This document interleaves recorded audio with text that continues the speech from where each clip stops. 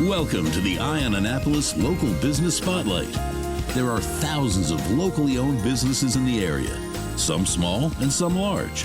Some you may know and others you don't. But one thing they all have in common is a great story, and we want to share it with you. Join us every Saturday as we talk to the founders, the owners, and the managers of local businesses you have come to know and love, and those you will come to know and love. Now here's your host, John Frenay, with this week's Local Business Spotlight. Well, I'll tell you, we jumped up here to Arundel Community College, and we are in the basement. Last time I was in the basement was with Dr. Dan Nataf in his office, but that was on the other side of the campus. And today we're talking with Anna Binneweg, who is the music director and the conductor of the Londontowne Symphony Orchestra. She is also the music director and the conductor of the Arundel Community College Symphony Orchestra, which I never knew even existed, and I'm ashamed to say that. But thank you so much for inviting us. How are you? Oh, I'm great. Thanks, John, for being here with me today. Many people are unaware that we have two symphonies in this area. I mean, how lucky are we? Very.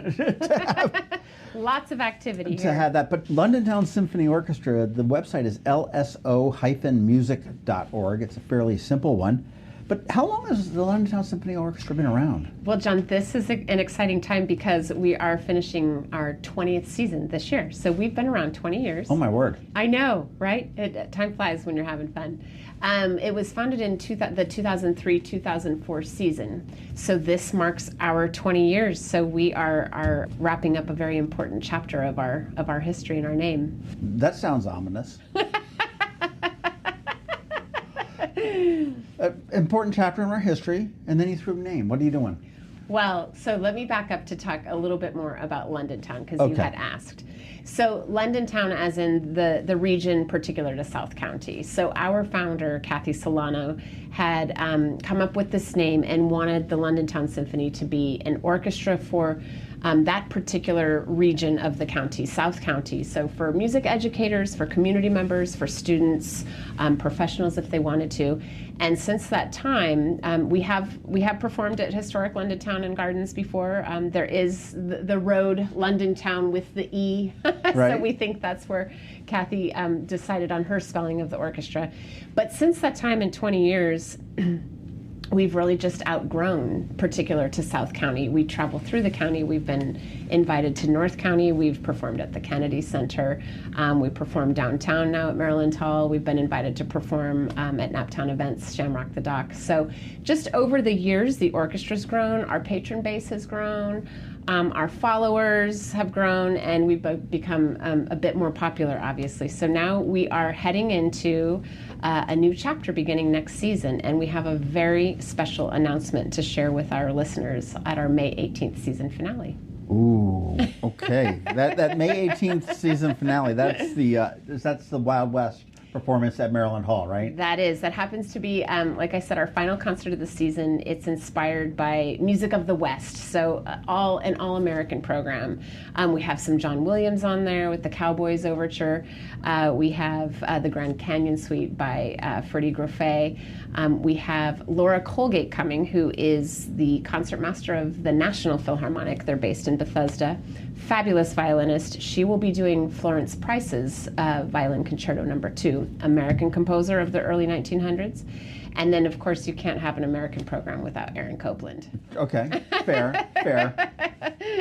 And that is May 18th at Maryland Hall. 7:30 p.m. And there is a special announcement. There is about a special the next announcement. 20 years.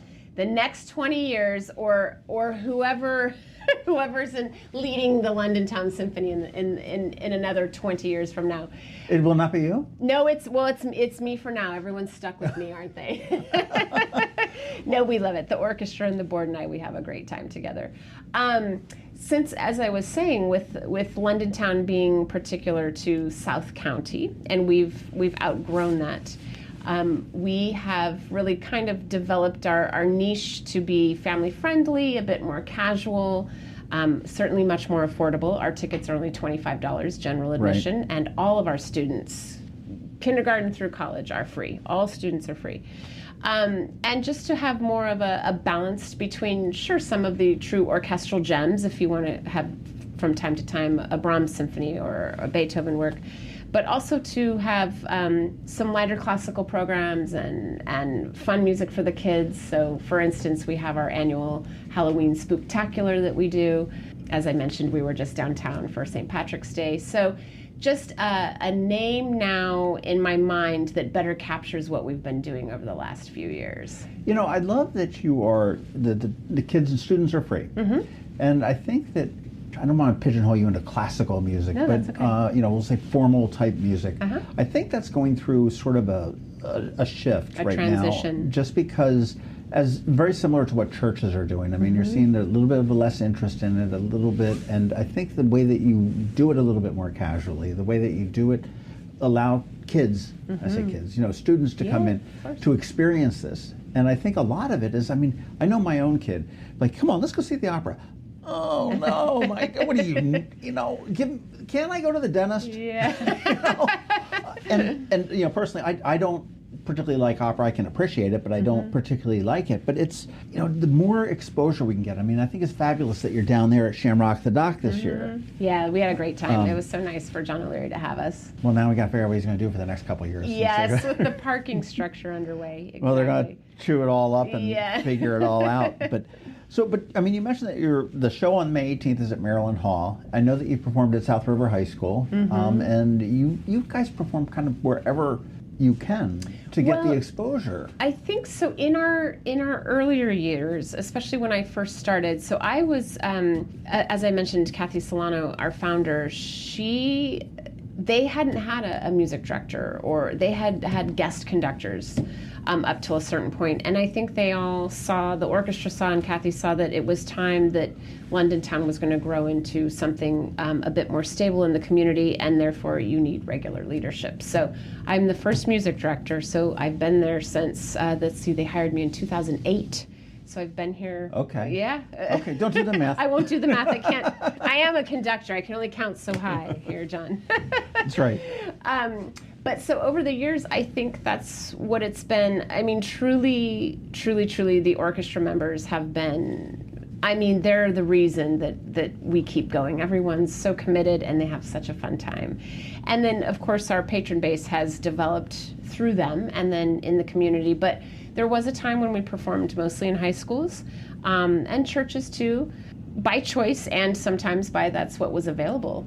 And of course, with Annapolis, as amazing of a city that it is, we're also a little limited with performance venues here. So that's how that goes. And those that can hold a whole-sized orchestra. Right. But we've been at Maryland Hall now the last few years. But as I mentioned, we've traveled other places in the county. For instance, Maryland Concert Series has invited us many times to come perform on their concert series for the season. They did that up hold in it North County, Chesapeake right? Arts Center. Yeah. South County has had us for their series as well. I think they're still in different high schools as well.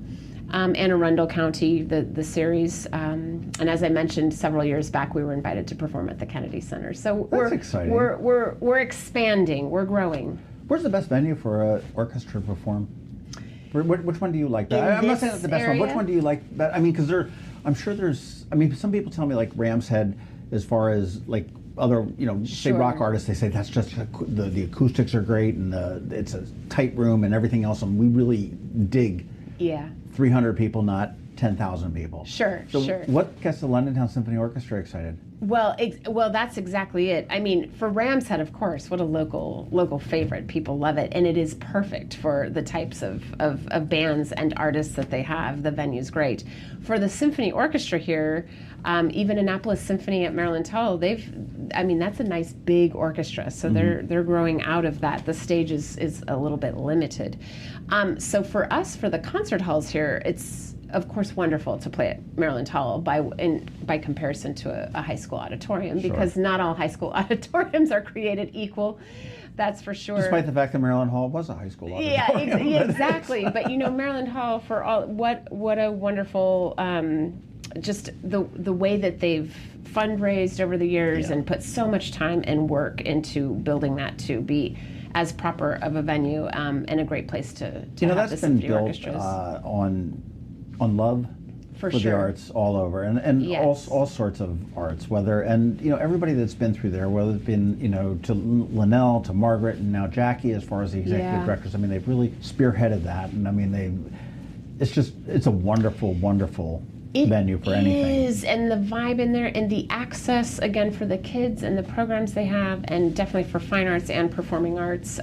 We've worked with Ballet Theater Maryland before. They perform there. Of course, the opera and ASO are all there. So for the little hall that it is, it serves our community so well. True. Well, I've seen the term, quote, community orchestra for Londontowne Symphony. Yeah. What is that?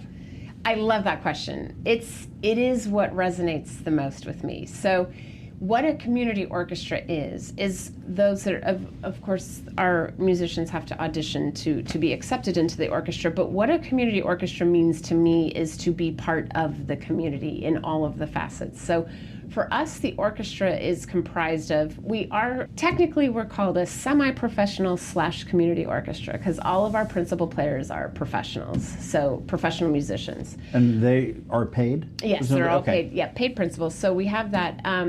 We have, for instance, they can be teachers. They perform either in the military bands or in other professional orchestras as well. But aside from our principal leadership, we have students in high school. We have several high school students in various sections. And then we have qualified community members that are doctors and lawyers and whatever else, retired government workers. Just amazing on a cello. Yeah, exactly. And they just love to play their instrument. They would have played in high school or college and then put it away to do another career and are coming back to it. And then we also have a lot of both active and retired military, which is always fantastic. Well, that sounds like sort of what sets you apart from the ASO. Sure. Well, Annapolis Symphony is fully professional and of course, a terrific organization. But you need to have in the community other areas to give other musicians their opportunity and their in a symphony off. Like a symphony off. Symphony off. I'll have to talk to Jose Luis about that. So who wins, Londontowne or Annapolis? Well, we're two totally different organizations. Okay, fine. Well, Anna's going to be launching her campaign for county executive because she's pretty political there. But, I mean, the obvious way that we can support Londontowne Symphony Orchestra is to show up. Oh, by all means. We love to play for the audience.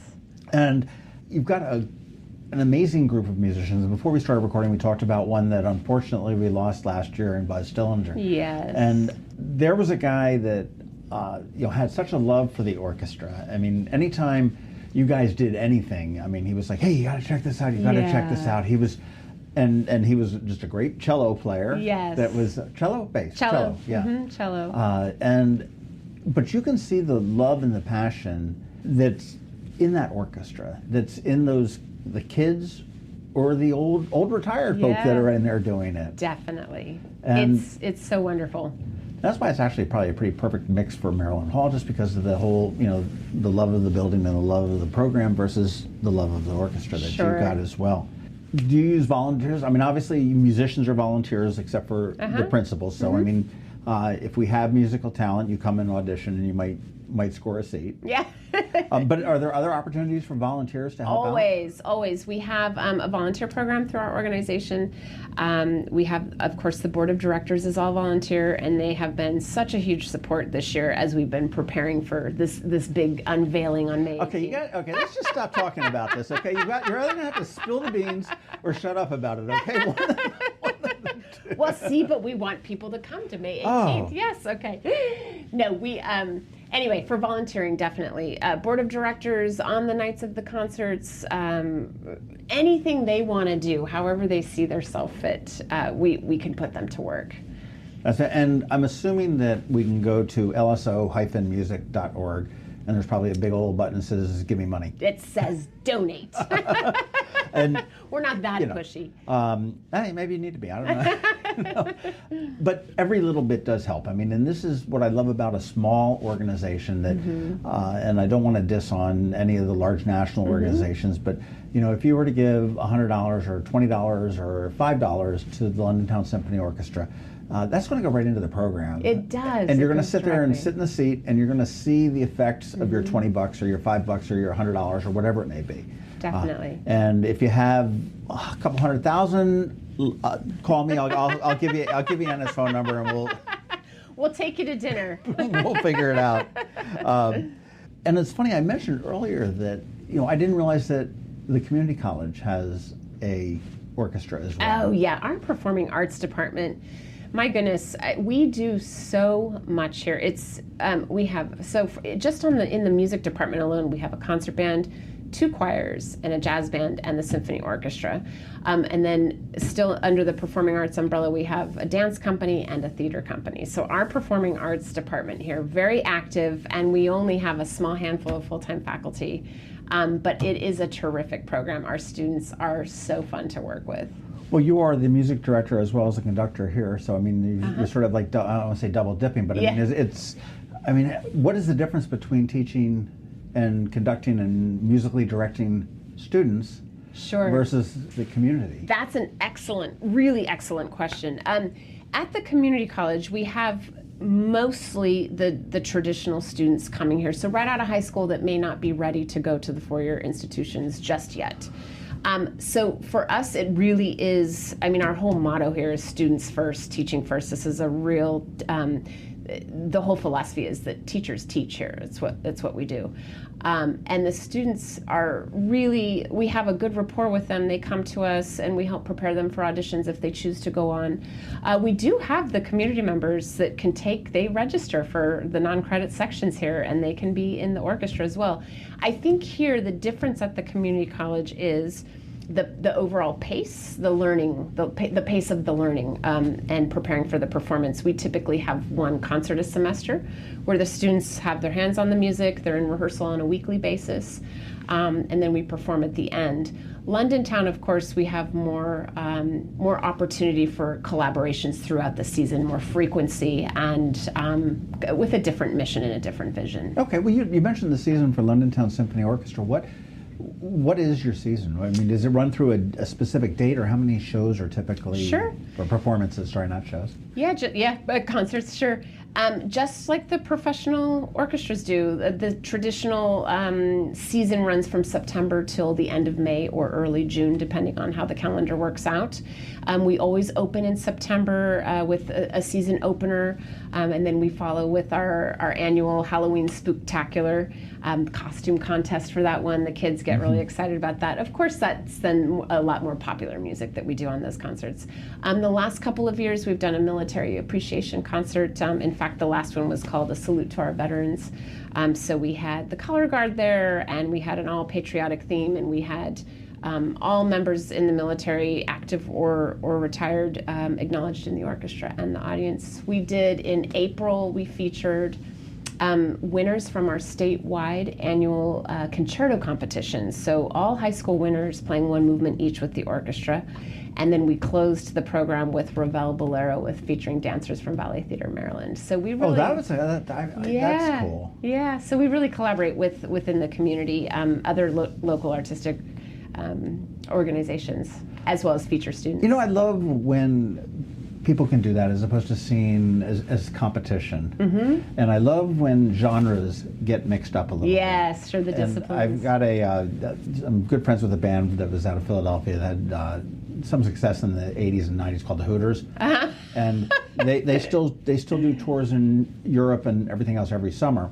But they also will go with like the, and I don't know the name of the proper name of it, but like the Austrian Philharmonic. Okay, sure. Vienna probably, or in Vienna, and you know, all these big orchestras, and they'll mix this whole rock versus rock and Bach type of a thing, and it's really very cool to sit there and see the rock and roll people get challenged to keep up with the symphonic people, and also to see the symphonic people trying to keep up with the rock and roll people. Exactly, And that's the whole point of experience. it, to bring 2 different types of listeners together. And you know, you build on audiences that way, and you build on the human connection and human spirit that way. So. Well, it is, and music is so powerful that it affects everyone. I mean, it was funny.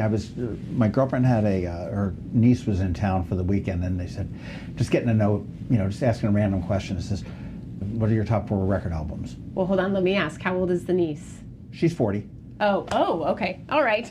She's older. Yeah, no. Oh, okay. Okay. And, so I'm going, and I'm like, okay, well, and I was thinking about it when I got home. I'm like, that's not a fair question, because now I sit there and I'm thinking about there's just so many more than you can't even get down to 4, and they're up there for specific reasons. Yeah. But you realize the emotion that music attaches with pretty much everything you do. I mean, you can look at what, right here, right now, right current. I mean, we've got Taylor Swift. I mean, you can't ask for any more emotional type of a singer or performer than you've got there.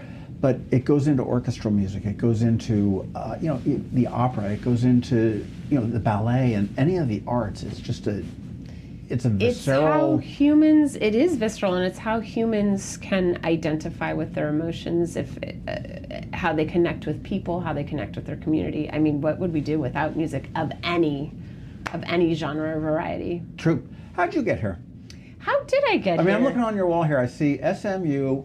Okay, so that's Texas. I'm seeing Cal Poly. Okay, so that's left coast. I'm seeing Northwestern, which is Boston. That's right? Chicago. Chicago. Okay. Yeah. Okay. So how did we get here? To Arnold? How did we get to Arnold? Right here in the basement of the Cade building. Let's see. So I was born and raised in California. Northern California, up in the Sierra Mountains. Okay. I was a skier long before I was a musician. I grew up in the restaurant industry. My parents are retired from the restaurant industry. I did my undergraduate work there in music, and then I went to SMU in Dallas for my master's. I did my master's in conducting there. I took a year after that to work with the Houston Youth Symphony, and then I ultimately went to Northwestern in Chicago to pursue my doctorate in conducting, and then AACC was my first job right out of the gates, and here I am. That's wild. It's wild. And conducting is just basically bossing around a bunch of people in tuxedos, right? Yeah, just wave your arms around it all. It's tap that thing. Easy, nothing to it. Definitely, that's not true. I had a long conversation with Ernie Green one time on that. Oh, Ernie's great. Yeah, all you conductors live up in Severna Park, don't you? Look at that. What's going on? It's like the hotbed of conductors. I think Jose Luis might live in Arnold, but we don't know. We have to check. Okay, what would you have done if the music bug hadn't bit you way back when? Where would Anna Binneweg be? What a question. Would you be like managing restaurants? I don't think so. I do have a great appreciation for food and wine, but I don't think it would have been that. Although I love to be with people, so that's for sure.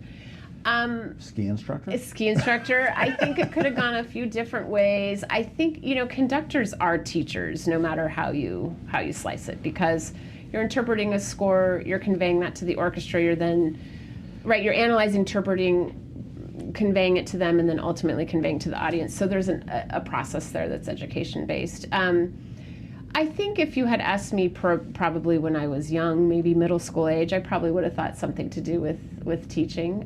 But then in high school, I was a competitive Nordic skier, and I thought I trained for the Junior Olympics, and that could have been a possibility. But I was so lucky to pursue music, but then I found a conducting teacher who just kind of took me in under his wing and said, I think you should do this. So he saw something that I didn't.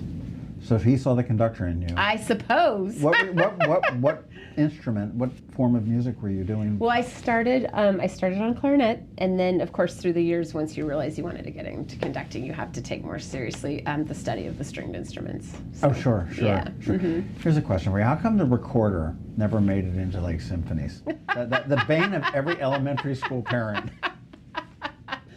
Well, now that's a whole nother topic. That's a long topic on music history and the development of instruments. Fair enough. So we won't diss the recorder today. It's so funny, and you talked about instructing.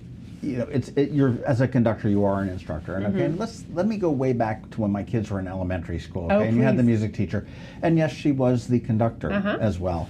But you sat there and you looked, and I remember sitting out in the hallway with another mom going, the only thing worse than listening to my kid practice this for 2 hours is coming in here and listening to 100 of them doing the same thing. Oh. And this is second or third grade. Yeah. And then all of a sudden we get into middle school. And it's like, same mom, me out in the hallway, moderately tolerable. Get in through high school, and now you've got the juniors were playing for the seniors when they were graduating at the graduation ceremonies, And it was like, these guys are really great. They made it. And but I mean, that's the whole instruction thing that a conductor or conductors throughout their career in school is going to be doing. It's going to be saying, okay, well, let me interpret the music. Here's my vision of what the music should be. Hopefully it resonates with the audience, okay? And you've just got to mold that orchestra to be in the symphony to do it. Yes, and don't forget those students and the teachers. My goodness, public, private, or otherwise, middle school through high school, I mean, they are the true heroes, because a lot of those students in that age range aren't always studying privately, right? Taking private lessons. The ones who are very serious and then training to move on to conservatory or study music for their long-term career, that's separate. But for those who don't take private lessons, then those teachers are also teaching them, giving them the technique, right? So how are you holding your instrument? Is it properly? How do you make a good sound? How do you play in tune? How do you articulate this? So there is a lot to it. So when you hear a 6th grader or even a 4th grader to an 8th grader to then a senior in high school, I mean, it has been a long labor of love. It certainly has. As an adult, I still am mad at my mother for never forcing me to take piano lessons or some kind of an instrument. I don't play an instrument. I bought a guitar during COVID, and it's never too late. I've strummed it a little bit, but I've never really jumped in. But that's a skill that you can take with you forever. Exactly, and this is why. And I mean, you could play that from 3rd grade all the way up, to your deathbed. Yes. Sitting there strumming on it, and it's, music is timeless and so many different.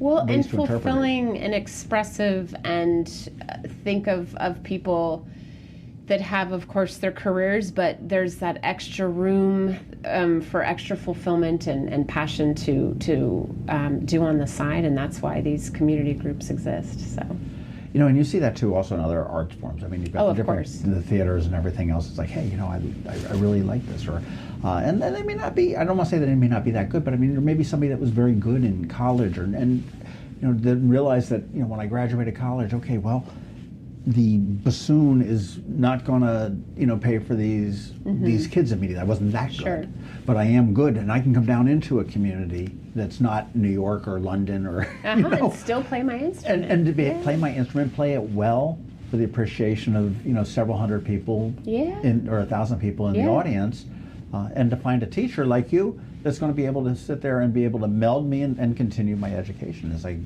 get through as an adult. Yes, it's I mean, really years of, I think for those of us that are in, professional orchestral musicians, definitely, and then those of us also who educate in addition to, there's just no other way. We wouldn't see ourselves doing anything else. So it takes those hungry individuals, those passionate individuals that want that experience and stick with it throughout their life.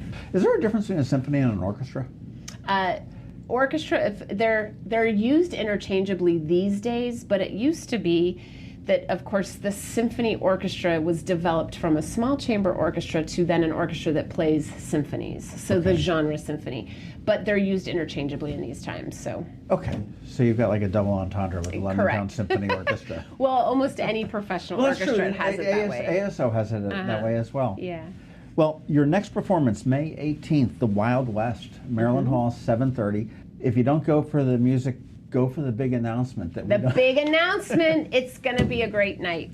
And we're going to have, also our Master of Ceremonies that night will be John O'Leary from Naptown Events. Oh, John's so that'll be fun. Yeah, that'll be a great time. John's like it. lso-music.org.